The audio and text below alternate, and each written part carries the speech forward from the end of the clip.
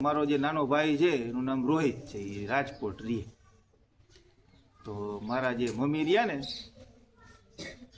એ ઝીણકાની ઘરે ગયા, 3 દિવસથી ત્યાં છે. ક્યારે એવું બને નહીં કે અમારા મા દીકરાને વાત ન થતી હોય. આખા દીમાં એક ફોન આવે, હે ભાઈ આજે મોડું થાય, ખાલી એટલું પૂછે. અને જો ફોન ન ઉપડ્યો તો પછી ઘરે જઈને વારો કાઢી કે ગમે એટલું કામ હોય, ખાલી હા ને નાનો જવાબ તારે આપવો એ આપવો. તો 3 દિવસથી મા સાથે વાત જ ન થઈ. પછી સાંજે ફોન કર્યો ને એટલે મને કે કાં તું રોઈ લે ને કાં હું રોઈ લઉં. જો આ બધી લાગણીઓ છે કે 3 દિવસ થયા તને યાદ જ ના આવી. 3 દિવસ થઈ ગયા, 3 દિવસ થઈ ગયા, કોઈ જાતની તને યાદ જ નથી આવતી. એટલે જીવનની અંદર છે ને 2 વસ્તુ યાદ જ રાખવાની કે વિશ્વાસ કોના ઉપર રાખવો અને વિશ્વાસ કેટલો રાખવો. તો સૌથી વધારે જરૂરી વિશ્વાસ કોના ઉપર વધુ રાખવો જોઈએ? આપણા મા બાપ ઉપર. મા બાપ છે ને એ હયાત છે ત્યાં સુધી એનું મહત્વ છે, અને મા બાપ છે એનું મૃત્યુ થઈ જાય પછી એનું મહત્વ એટલું રહે. સમાજની અંદર તમને બધા ઓળખશે જો મા અને બાપથી. અત્યારે સારા કામ કરશો ને તો પછી તમારા મા બાપની ઓળખથી તમે બની જાશો કે ભાઈ આ કેનો દીકરો, આ કેની દીકરી. કોઈ આમાંથી ડોક્ટર બની ગયા અને તમે ગામમાં આવો એટલે પછી તરત એમ કહેશે કે આ ફલાણા ભાઈનો દીકરો છે. ઓળખ ક્યાંથી ઊભી થઈ? આપણી મા બાપથી. એટલે જીવનમાં સૌથી વધારે જરૂરી જો કોઈ વ્યક્તિ હોય ને તો એ મા અને બાપ છે. માને મહત્વ આપણે વધારે આપ્યું, બાપને મહત્વ છે એ આપણે એટલો આમ વિચાર જ ના આવે. બાપને આપણે કેવા સમજી? નારિયેલ જેવા સમજી. કેવા ક્રોધ જ ભર્યો છે, ક્રોધ જ ભર્યો. જ્યારે જોઈ તો બાપા છે ખીજાય જ રાખે છે, ન બોલવાનું બોલે છે. મા બાપ પ્રત્યે ક્યારે આવવું જોઈએ નહીં. એટલે મા બાપનું અસ્તિત્વ, મા બાપનું મહત્વ જીવતા હોય ત્યારે એટલું જ છે, અને એમનું હયાત ન હોય એના પછીનું મહત્વ ધીમે ધીમે વધતું જ જાય. જેના મા બાપ ન હોય ને એને ક્યારેક પૂછજો કે એની લાગણી છે, જે એની ઓળખ છે, જે એની ખામી છે એ જીવનમાં કેટલી છે. તો એવું જ એક સરસ મજાનું આપણે એક નાટક જોવાનું છે.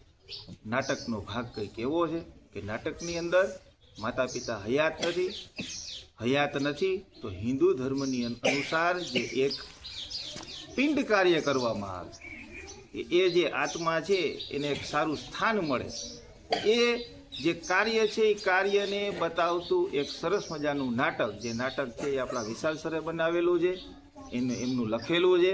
એવું જ એક સરસ મજાનું નાટક આપણે દરેકે જોવાનું છે. સાંભળશો ને પાછળ તમને છે ને ખડખડ ખડખડ વહેતું પાણીનો અવાજ આવશે. એ ગંગા નદી છે. ગંગા નદીના કિનારે અહીંયા એક સરસ મજાનો પરિવાર છે, એ પોતાના પિતાજીનું પિંડદાન કરવા માટે આવેલા છે. પંડિતજી છે એ ખૂબ જ મંત્રોચ્ચાર કરી અને એ કાર્ય છે એ સંભવ કરે છે કે માં, બંને પુત્ર અહીંયા હાજર છે. અને એ જ ગંગાના કિનારે જ્યાં તમને સંભળાય છે ને ખડખડ ખડખડ પાણી સંભળાય છે, હે ગંગાનો કિનારો. અને એ જ ગંગાના કિનારે એક સરસ મજાના બીજા એક બેન બેઠા છે કે જે બેન છે આ પરિવાર શું વાતું કરી રહ્યા છે, ક્યાં અર્થથી આવેલા છે, શું કરી રહ્યા છે એની જાણકારી લેવા માટે અને પોતે અહીંયા ગંગાજીના દર્શન કરવા માટે અહીંયા બેઠેલા છે. હવે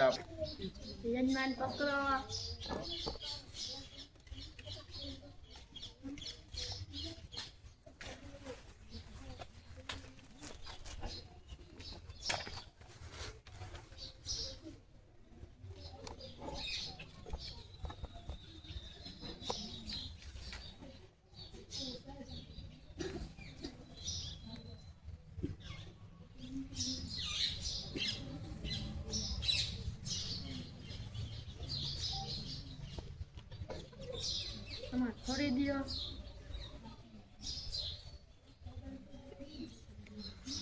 ગુરુ બ્રહ્મા ગુરુ વિષ્ણુ ગુરુદેવો ઓમ નમઃ સ્વાહા.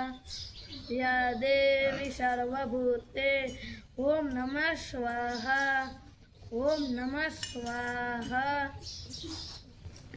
પંડિતજી જલ્દી કરો, હજી કેટલી વાર છે, મારે મોડું થાય છે. દીકરા, આ શું કહે છે?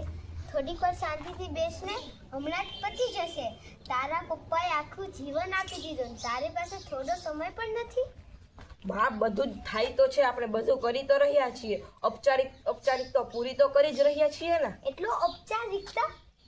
અરે માય, પંડિત 2-4 મંત્ર ઓછા બોલી લેશે તો શું થઈ જવાનું છે? જવાવાળા તો જતા રહ્યા, જે જીવે છે એનું વિચાર ને. છોકરાઓને ટ્રેન પકડવાની હશે, નોકરીએ જવાનું હશે, પોતાની પત્ની માટે બનારસી સાડી ખરીદવાની હશે, એ સોશિયલ મીડિયામાં સ્ટેટસ લગાડવાના હશે. આ બધી નકામી વસ્તુ માટે આની પાસે ક્યાંથી સમય હોય? એ માસી, હું તમારા કટાક્ષને સમજી શકું છું. તમે તમારા કામથી કામ રાખો ને. તું મારા કટાક્ષને સમજે છે તો તું તારી માની લાગણીઓને કેમ નથી સમજી શકતો? પોતાનું આખી જિંદગી આપી દીધી છે તમારા માટે, થોડો સમય પણ નહીં આપી શકા તેમના પિંડદાન માટે? તેમના પિંડદાન જ્યારે તું 1.5 ફૂટનો હતો ને ત્યારે તારો જન્મ થયો હતો. જ્યારે તને કચરાના ઢગલામાં ફેંકી દીધો હોત તો પડ્યો રહેત રસ્તા પર.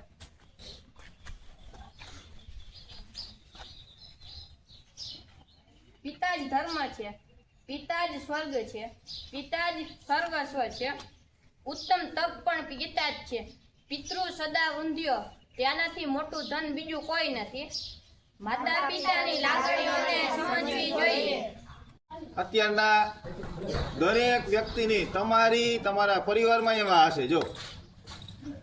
અને આ છે ને એક ખોટી ટેવ છે. જો હમણાં પછી એક શબ્દ આવ્યો સ્ટેટસ મૂકવું જોઈએ.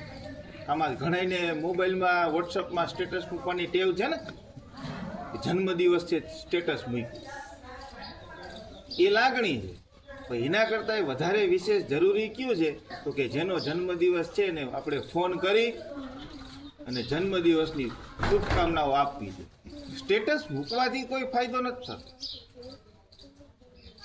એમાં કોઈનું મૃત્યુ થઈ ગયું હોય ને આપણે એને અભિવાદન કરવા માટે, નમન કરવા માટે સ્ટેટસ મૂકીએ, એક ભાગ છે. પણ એનાથી વિશેષ સ્ટેટસ એ માત્ર ને માત્ર જીવનનો આધાર રહેતો નથી. આખી જિંદગી આપણે મા બાપને ન સાચવા હોય, પછી એ હયાત ન હોય, પછી આપણે સ્ટેટસ મૂકીએ કે તમારી યાદ આવે છે, તમારા વગર હવે જીવી શકાતું નથી, તો એનો કોઈ અર્થ જ નથી રહેતો. જ્યાં સુધી હયાત છે ત્યાં સુધીની સેવા કરો, વાતચીત કરો. સેવા એટલે વાતચીત. તમારા મતે સેવા એટલે અત્યારે મા બાપ સાથે બને એટલી શું કરવાની? વાતચીત. એ વાતના ભૂખા હોય. જેટલી વાત કરશો ને બાપુજી હારે, મા હારે, અને ખાસ કરીને ભૂલતા જ નહીં. દાદા ને દાદીને સાવ ના ભૂલતા. જો અત્યારના સમયમાં બધા ભૂલી ગયા છો. દાદા અને દાદી પાસે છે ને વાતચીત ખૂબ કરાય.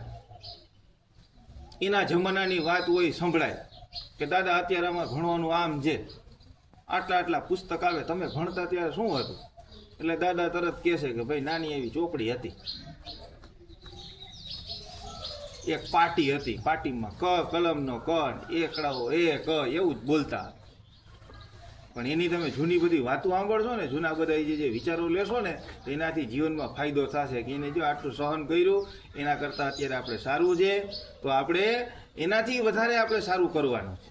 તો નાટકમાંથી આપણને જાણવા શું મળ્યું કે ભાઈ આ જે નાટક છે એ નાટકની અંદર એક પુત્ર છે કે જે પોતાના કામને લીધે એ જે ધાર્મિક કાંડ થઈ રહ્યો છે, ક્રિયા થઈ રહી છે, એની અંદર એ ઝડપથી કામ કરવા ઈચ્છે છે કે ભાઈ આ કામ જલ્દી પૂરું થાય, આ કામ જલ્દી પૂરું થાય. હવે અત્યારે પિતા હયાત નથી ને આ કરવું પડે છે, એવી એના મનમાં લાગણી છે.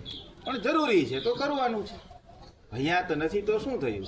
એમના માટે કામ થઈ રહ્યું છે તો આપણે એમાં ભાગીદારી સંપૂર્ણપણે સાચા હૃદયથી જ હોવી જોઈએ.